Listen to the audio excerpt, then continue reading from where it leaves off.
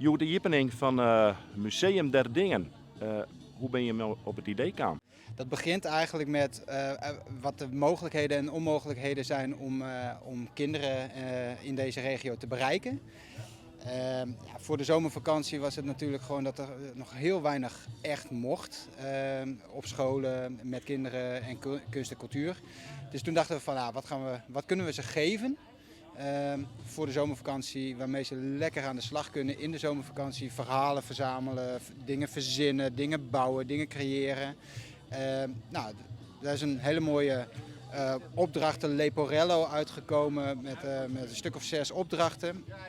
En ja, dan krijg je kunstwerken. En toen dachten we van dan moeten we gewoon hier op het terrein een tijdelijk museum krijgen waar al die kunstwerken komen.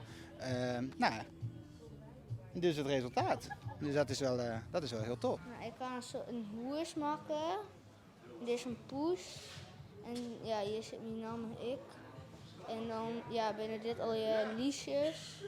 Dek is dan foto's in doen van de poes.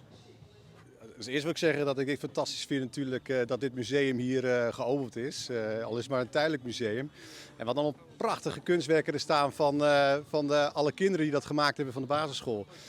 Ja, en als gemeente zijn we hier super blij mee. Kunst is gewoon ontzettend belangrijk. En hoe dit ook is aangepakt in samenwerking met de scholen.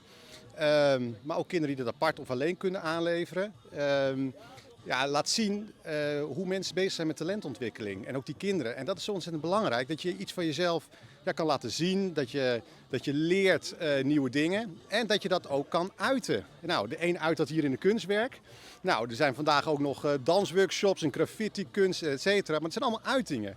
En als we daar met elkaar het gesprek over aangaan, ja, dan leren we elkaar begrijpen en blijven we elkaar begrijpen. En daarom is dit zo ontzettend belangrijk dat dit gebeurt. En daarom vinden we dit als gemeente ook heel mooi.